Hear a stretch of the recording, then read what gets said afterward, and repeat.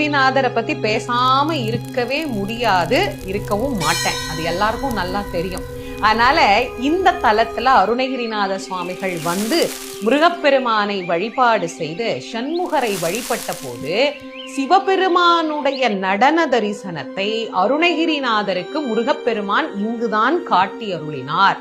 சண்முகர் அந்த நடராஜ கோலத்தை இன்னைக்கும் சிகப்பு சாத்துற போது முன்பக்கம் பாத்தீங்கன்னா சண்முகராக இருப்பார், பின்பக்கம் பாத்தீங்கன்னா நடராஜராக இருப்பார். இன்னைக்கும் அருணகிரிநாதருக்கு நடராஜ தரிசனம் காட்டியது நானும் எங்க அப்பாவும் வேற இல்லப்பா, 2 பேரும் ஒண்ணுதான் அப்படிங்கறத காட்டிய கோலத்தை சண்முகர் பக்தருக்கும் காட்டுகிறார் அப்படின்னு சொன்னா, சண்முகரை பத்தி இன்னும் நான் ஏதாவது சொல்லணுமா என்ன?